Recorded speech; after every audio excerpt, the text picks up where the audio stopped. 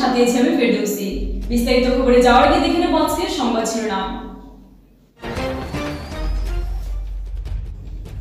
ফুলবাড়িতে মারপিট কাণ্ড, অভিযুক্ত সোহেল আহমদ গ্রেফতার।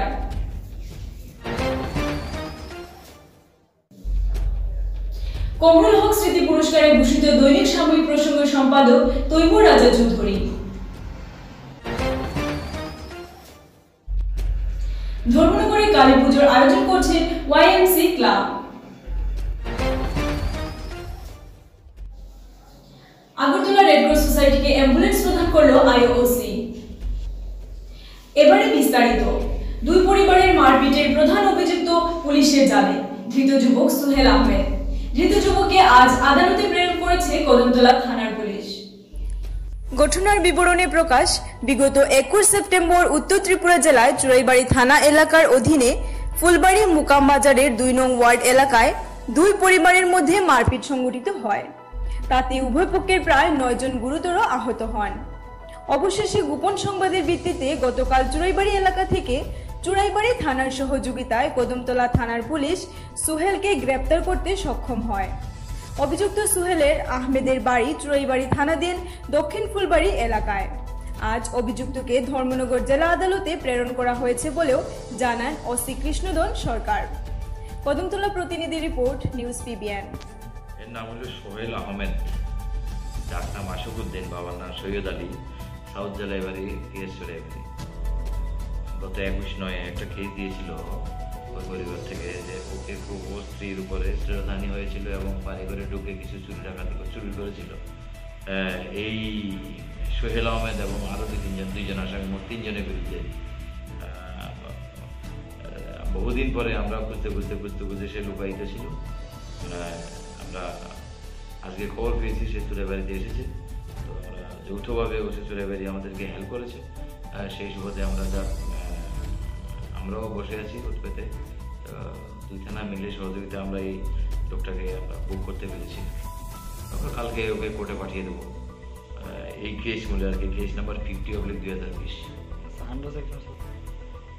আন্ডার সেকশন হলো 457, 380, 34, 354, 34 আইপিসি।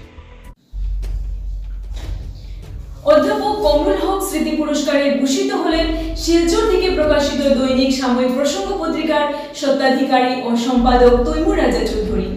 বুধবার করিমগঞ্জের বারৈগ্রামে এক বিশেষ অনুষ্ঠানের মাধ্যমে তাকে সেই পুরস্কার সম্মানিত করেন জেলার অগ্রণী ও সামাজিক সংস্থা রেড ফাউন্ডেশনের চেয়ারম্যান এটিএম জাকারিয়া কাসিমি সহ জেলার বিশিষ্টজনের উপস্থিতিতে তৈমুর রাজা চৌধুরীর হাতে পুরস্কারটি তুলে দেন প্রধান অতিথি বদরপুর নবীনচন্দ্র কলেজের অধ্যক্ষ ডক্টর মর্তুজা হোসেন।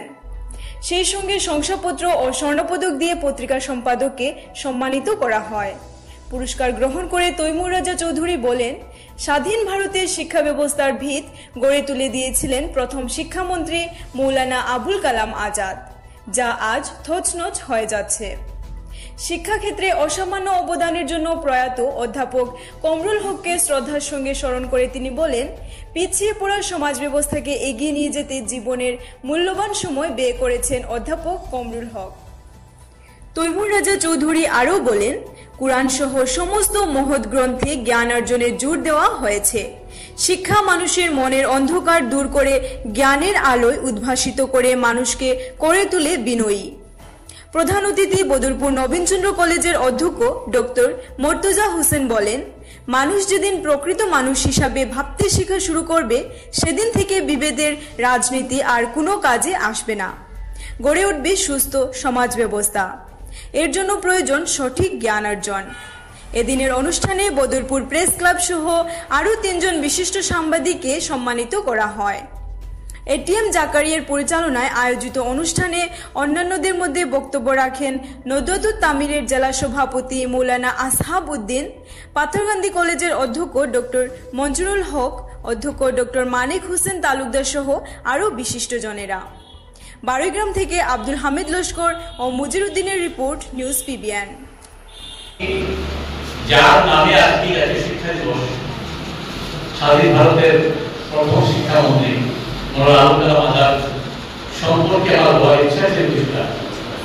সময় খুব কম এবং আমি এই সুবাদে সবাই ইতিমধ্যে তার সম্পর্কে কথা বলেছে, তাদের সঙ্গে সহমত পোষণ করে শুধু একটা কথা বলবো যে তিনি ভারতবর্ষের শিক্ষা ব্যবস্থার একটা ভিত তৈরি করে দিয়ে গিয়েছিলেন এবং ভারতবর্ষের শিক্ষার যে পাঠক্রম যেটা, সেই পাঠক্রমটাকে ধর্মনিরপেক্ষতার আধারে তৈরি করে দিয়েছিলেন, যেটা আজকে নষ্ট হয়ে যাচ্ছে।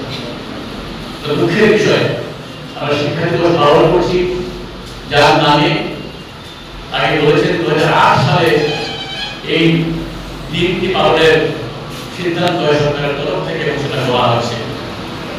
আমি তার 133তম জন্মদিবসে তার প্রতি শ্রদ্ধা নিবেদন করছি এবং তার সুবাদে আমরা যে শিক্ষা গ্রহণ করছি তার জন্য তার প্রতি কৃতজ্ঞতা প্রকাশ করছি। করোনা সংক্রান্ত সরকারি বিধিনিষেধ মেনে এবার ধর্মনগরে ওয়াইএমসি ক্লাবের পুজো উদ্যোক্তারা কালী পুজোর আয়োজন করছে। ধর্মনগর মহকুমার বিবিআই ময়দানে মণ্ডপ তৈরির কাজ জোর গতিতে চলছে। যেহেতু সরকারি নির্দেশিকা রয়েছে মণ্ডপ উন্মুক্ত রাখার, তাই ক্লাবের কর্মকর্তারা এবারে তাদের মণ্ডপ সেইভাবেই তৈরি করছে। মণ্ডপ তৈরি করছে রাজ্যের আগরতলার শিল্পীরা এবং প্রতিমা শিল্পী রয়েছেন স্থানীয়। তাদের এবারের পুজোর বাজেট মোট 4 লক্ষ টাকা। পুজো উদ্যোক্তারা জানিয়েছেন পুজোর দিনগুলোতে মণ্ডপে আসা দর্শনার্থীদের জন্য মাস্ক ও স্যানিটাইজিং এর ব্যবস্থা রয়েছে। পাশাপাশি পুজোকে সামনে রেখে ক্লাব গৃহে রক্তদান শিবির ও গরিব দুস্থদের মধ্যে বস্ত্র বিতরণ করা হবে। কদমতলা থেকে ভানুচন্দ্রের রিপোর্ট, নিউজ পিবিএন। কালী পুজো করছি আর সরকারের বিধিনিষেধ মেনে, যেহেতু কোভিড-19 সরকারের বিধিনিষেধ মেনে আমরা পুজো করছি। আর আমাদের পুজো প্যান্ডেল পুরো উন্মুক্ত থাকবে। আর আমরা এই বছরে কোভিড-19-এর জন্য আমরা স্যানিটাইজেশনের ব্যবস্থা রেখেছি।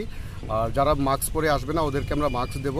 আর এছাড়া আমরা ক্লাবের মধ্যে ব্লাড ডোনেশন ক্যাম্প করব আর গরিব দুস্থদেরকে আমরা বস্ত্র বিতরণ করব। এটা ক্লাবের মধ্যেই হবে। আর প্রসাদের ব্যবস্থা তো আছেই জনসাধারণের জন্য, ওরা এসে এখান থেকে গ্রহণ করবে। আপনাদের এবার পুজোর বাজেট কত? আমাদের এবার পুজো যেহেতু কোভিড-19 তাই বাজেট অনেক কমিয়ে 4 লক্ষ টাকার বাজেট ধার্য করা হয়েছে।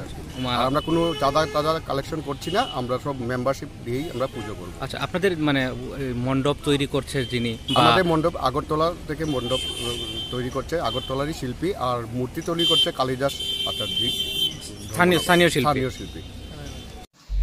ইন্ডিয়ান অয়েল কর্পোরেশনের পক্ষ থেকে রেড ক্রস সোসাইটিকে অ্যাম্বুলেন্স প্রদান করা হয় বৃহস্পতিবার আগরতলা রাজভবনে।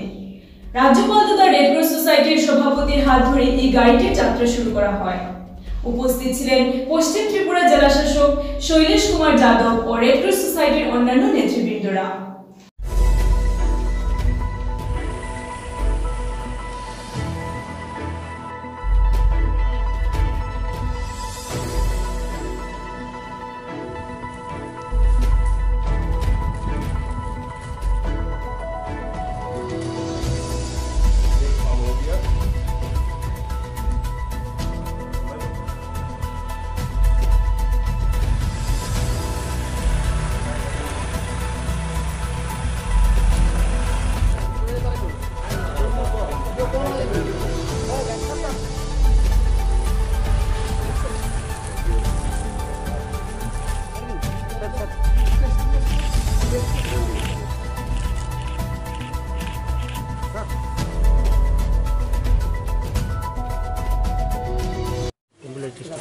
आज दीपावली के अवसर पर रेड क्रॉस सोसाइटी को एक तोहफा मिला। इंडियन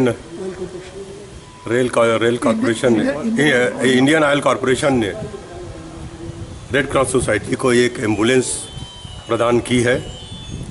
मैं इंडियन ऑयल कॉरपोरेशन के अधिकारियों को बहुत बहुत धन्यवाद देता हूं कि उन्होंने जनता की सेवा के लिए एक कदम आगे बढ़ाए हैं।